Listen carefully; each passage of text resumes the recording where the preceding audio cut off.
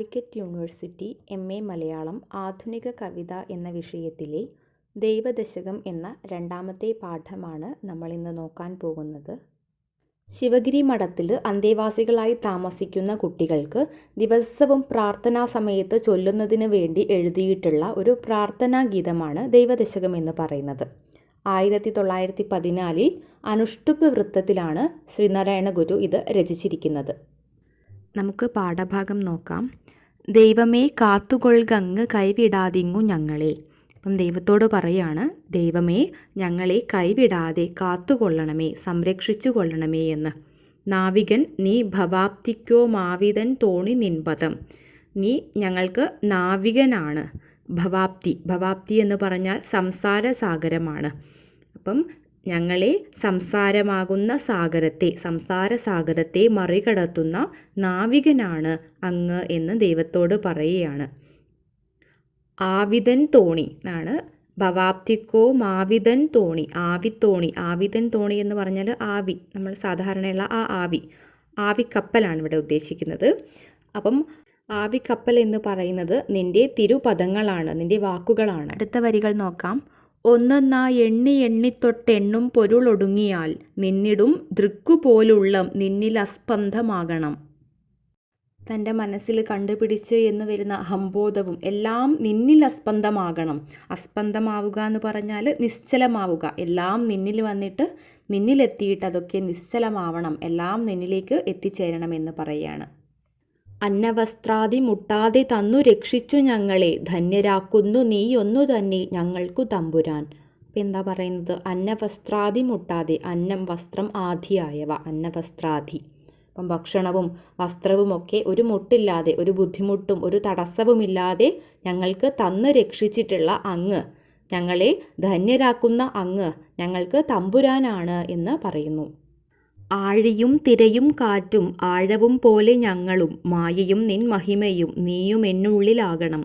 ഇവിടെ എന്താ പറയുന്നത്? ആഴിയും തിരയും കാറ്റും. ആഴി സമുദ്രം, കടലാണ്. അപ്പം കടലും തിരയും, കടലിലുള്ള തിരയും, കാറ്റ് കടലിൻ്റെ മുകളിലുള്ള ആ കാറ്റ്, ആഴം കടലിൻ്റെ ആഴം. അപ്പം എന്താണ്? ആഴിയും തിരയും കാറ്റും ആഴവും.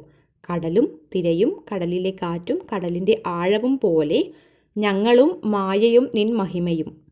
അതായത് കടലും ഇതെല്ലാം കൂടിയുള്ള ആ ഒരു ബന്ധം, അതെല്ലാം ഒരു വ്യവസ്ഥയോട് കൂടിയതാണ്. അതേ വ്യവസ്ഥയോട് കൂടിയാണ് സമസ്ത ചരാചരങ്ങളും ദൈവത്തിനോട് ചേർന്ന് നിൽക്കുന്നത്. അതാണ് മായയും നിൻ മഹിമയും നീയും എന്നുള്ളിലാകണം. അതെല്ലാം കൂടിയുള്ളതാണ് നീ എന്ന് ഞങ്ങൾക്ക് മനസ്സിലാകുമാറാകണം. അതായത് ദൈവം എന്ന സത്യം ഞങ്ങൾക്ക് എല്ലാവർക്കും മനസ്സിലാകുമാറാകണം. ഇവിടെയൊക്കെ ഭാരതീയരുടെ അദ്വൈത സിദ്ധാന്തം സൂചിപ്പിക്കുന്നുണ്ട്. നീയല്ലോ സൃഷ്ടിയും സൃഷ്ടാവായതും സൃഷ്ടിജാലവും നീയല്ലോ ദൈവമേ, സൃഷ്ടിക്കുള്ള സാമഗ്രിയായതും. എന്താ പറയുന്നത്? നീയല്ലോ സൃഷ്ടിയും സൃഷ്ടാവും. നീയാണ് സൃഷ്ടി, നീ തന്നെയാണ് സൃഷ്ടാവ്.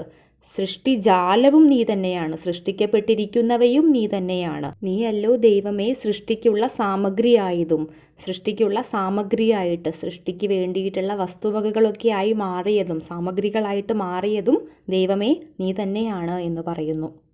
നീയല്ലോ മായയും മായാവിയും മായാവിനോദനും, നീയല്ലോ മായയെ നീക്കി സായുജ്യം നൽകുമാര്യനും. അപ്പോൾ ഇവിടെ എന്താ പറയുന്നത്? നീയല്ലോ മായയും, സത്യത്തെ മറച്ചുകൊണ്ട് ഒരു മായ കൊണ്ടുവരുന്നത്, ആ മായ എന്ന് പറയുന്നത് നീയാണ്. അത് കൊണ്ടുവരുന്ന മായാവിയും മായാവിനോദനും, അത് കൊണ്ടുവരുന്ന മായാവിയും നീയാണ്. അത് കണ്ട് ആസ്വദിക്കുന്ന മായാവിനോദനും നീയാണ്. മായയെ നീക്കി സായുജ്യം നൽകുമാര്യനും, ആ മായയെ നീക്കിയിട്ട് അവസാനം സത്യത്തിലേക്ക് എത്തിക്കുന്ന, സായുജ്യത്തിലേക്ക് എത്തിക്കുന്ന ആര്യനും നീ തന്നെയാണ്. ഇവിടെ സൂചിപ്പിക്കുന്ന മായ എന്ന് പറയുന്നത് കാമക്രോധ മോഹങ്ങളൊക്കെയാണ്. ആ മോഹങ്ങളൊക്കെ കൊണ്ടുവരുന്നത് നീയാണ്. അതിൽ മനുഷ്യർ ലയിച്ചിട്ട് മനുഷ്യരുടെ പ്രവൃത്തി ആസ്വദിക്കുന്നവൻ നീയാണ്. ഏറ്റവും ഒടുവിൽ അതൊക്കെ അവസാനിപ്പിച്ച് അവന് മുക്തി നൽകുന്നവനും, മുക്തി നൽകിക്കൊണ്ട് അവന് സായുജ്യം നൽകുന്നവനും നീയാണ് എന്ന് കവി പറയുന്നു. നീ സത്യജ്ഞാനമാനന്ദം, നീ തന്നെ വർത്തമാനവും ഭൂതവും ഭാവിയും വേറെല്ലോതും മൊഴിയുമോർക്കിൽ നീ. അപ്പം എന്താണ്? ദൈവമേ നീ സത്യമാണ്, ജ്ഞാനമാണ്, ആനന്ദമാണ്. സത്യജ്ഞാനമാനന്ദം, നീ തന്നെ വർത്തമാനവും ഭൂതവും ഭാവിയും. അപ്പം എന്താണ്? ദൈവമേ നീ തന്നെയാണ് വർത്തമാനവും ഭൂതവും ഭാവിയും. ഈ 3 കാലാനുഭവങ്ങളായിരിക്കുന്നതും നീ തന്നെയാണ്. വേറെല്ലോതും മൊഴിയും ഓർക്കിൽ നീ. ഇതൊക്കെ ഞാൻ പറയുമ്പം എൻ്റെ വാക്കിൽ, എൻ്റെ മൊഴിയിൽ വരുന്നവനും നീ തന്നെയാണ്. ആ വാക്കുകളായിരിക്കുന്നവനും നീ തന്നെയാണ്. അകവും പുറവും തിങ്ങും മഹിമാവർണ്ണ നിൻപദം പുകഴ്ത്തുന്നു ഞങ്ങളങ്ങു ഭഗവാനെ ജയിക്കുക. എന്താണ്? അകവും പുറവും തിങ്ങും മഹിമാവർണ്ണ നിൻപദം. ഞങ്ങളുടെ അകത്തും പുറത്തുമൊക്കെ തിങ്ങി നിൽക്കുന്ന അങ്ങയുടെ പദം ഞങ്ങൾ പുകഴ്ത്തുന്നു. ഭഗവാനെ അങ്ങ് ജയിക്കുക. ജയിക്കുക മഹാദേവ ധിനാവന പരായണ, ജയിക്കുക ചിദാനന്ദ ദയാസിന്ധോ ജയിക്കുക. അപ്പം എന്താണ്? ജയിക്കുക മഹാദേവ, മഹാദേവ അങ്ങ് ജയിക്കുക, അങ്ങ് ജയിച്ചരുളുക. ധിനാവന പരായണ എന്നാണ്? ധിനാവന പരായണ എന്ന് പറഞ്ഞാൽ ദീനരെ രക്ഷിക്കുന്നതിൽ മുഴുകിയിരിക്കുന്നവനെ ജയിക്കുക, അങ്ങ് ജയിക്കുക. ചിദാനന്ദ ദയാസിന്ധോ ജയിക്കുക. എന്താണ്? ജ്ഞാനത്തിൻ്റെയും ആനന്ദത്തിൻ്റെയും സാക്ഷാത്കാരമായിട്ടുള്ള സത്യമേ ചിദാനന്ദ അങ്ങ് ജയിക്കുക. ദയാസിന്ധു ദയയുടെ സമുദ്രമേ, ദയയുടെ സിന്ധുവായിട്ടുള്ളവനെ അങ്ങ് ജയിക്കുക. ആഴമേറും നിൻ മഹസാമൊഴിയിൽ ഞങ്ങളാകവേ ആഴണം വാഴണം, നിത്യം വാഴണം വാഴണം സുഖം. ഇവിടെ എന്താ പറയുന്നത്?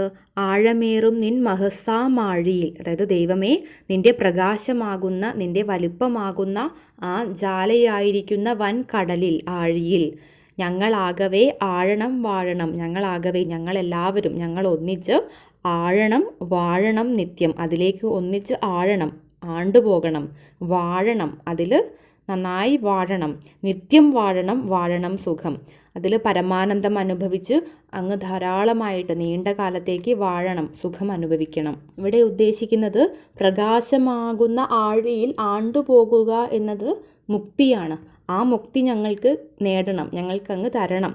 അങ്ങനെ അങ്ങയുമായിട്ടുള്ള അദ്വൈതാവസ്ഥയിൽ, അദ്വൈതാവസ്ഥ എന്ന് പറഞ്ഞാൽ രണ്ടല്ല ഒന്നാണ് എന്ന അവസ്ഥ, ഞങ്ങൾ അങ്ങയിലേക്ക് ലയിച്ചിട്ട് അങ്ങയായിട്ട് മാറിയിട്ട് അതിലൂടെ വാഴ്ന്നുകൊണ്ട് പരമാനന്ദം അനുഭവിക്കാൻ കഴിയണമെന്ന പ്രാർത്ഥനയാണ് ഇത്.